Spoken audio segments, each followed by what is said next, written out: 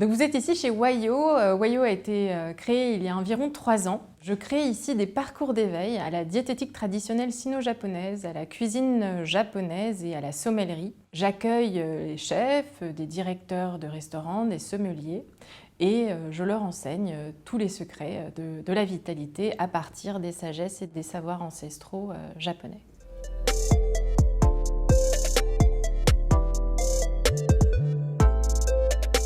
Il y a plusieurs influences derrière ma cuisine. L'influence principale, c'est le Japon, que j'ai rencontré il y a quelques années, à l'occasion d'un voyage autour de la sommellerie à Tokyo. Mais outre la cuisine japonaise, je me suis intéressée à la médecine ayurvédique.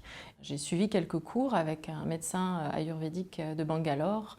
Je m'intéresse aussi à la médecine hildegardienne, à la médecine de Mémonide et je dirais toutes les médecines anciennes qui en fait trouvent beaucoup de correspondance avec la médecine chinoise et la médecine japonaise puisqu'il y a derrière tous ces savoirs ancestraux basés sur l'expérience et l'observation beaucoup de caractère universel.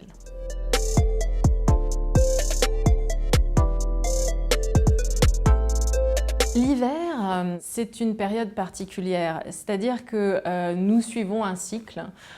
Comme on le dit très bien en médecine chinoise, rien n'est immuable et il y a des phénomènes qui évoluent. Il se trouve que nous, en tant qu'êtres vivants, nous suivons ces cycles. L'hiver est une période d'intériorisation.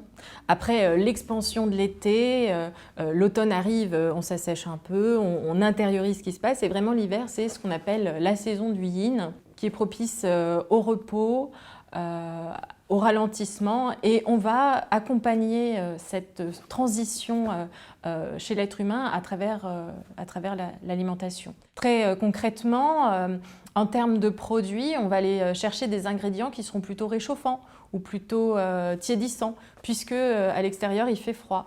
Donc par exemple les épices. Ce qu'on va faire également, c'est qu'on va sélectionner des ingrédients qui ont ce qu'on appelle un tropisme rein puisque en fait une destination particulière dans le corps. Il se trouve que l'hiver est la saison du rein, le rein est faible. Il faut savoir que le rein c'est la réserve d'énergie vitale donc il faut vraiment bien y faire attention. Donc les ingrédients qui vont venir renforcer le rein. Il y a toute une liste d'ingrédients et on va venir piocher là-dedans. Ensuite, ce qu'on va faire, c'est qu'on va s'intéresser au type de cuisson. Et il se trouve que dans la saison hivernale, c'est vraiment l'eau qui domine. Donc on va chercher aussi des cuissons plutôt yin, des cuissons qui vont faire l'éloge de la lenteur, comme cette saison qu'on va retrouver. Il suffit de regarder les animaux, comment ils se comportent, ce que font les plantes. Et on va essayer de caler ça dans la cuisson, par exemple mijotée, les cuissons un peu vapeur. Ce qui ne veut pas dire qu'il n'y aura pas de cuisson snackée ou de cuisson avec du feu et du gras, puisqu'il va falloir ramener aussi du dynamisme dans l'alimentation du mangeur.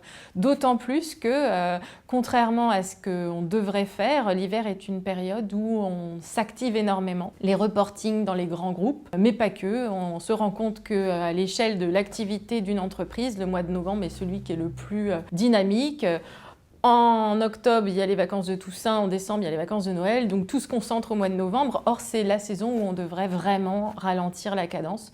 Qu'est-ce qui se passe? Eh bien, en fait, on va se retrouver fatigué, parfois déprimé, et on va un peu choper tout ce qui passe. On va du coup avoir des problèmes de toux qui arrivent déjà à l'automne. Donc, qu'est-ce qu'on va faire en tant que cuisinier? Eh bien, on va venir accompagner cette incompréhension qu'on aurait de se dire, on ralentit, mais en même temps, on nous demande de beaucoup agir, et donc on va aller chercher les ingrédients qui vont lutter contre la fatigue. Ça va être le cas, par exemple, du sésame ou du gingembre et vous allez voir que c'est des ingrédients qu'on va retrouver dans les recettes qu'on va proposer. Donc maintenant, ce que je vous propose, c'est qu'on passe en cuisine et qu'on expérimente tout ça pour que vous puissiez le réaliser chez vous et vous sentir en forme et en bonne santé durant tout l'hiver.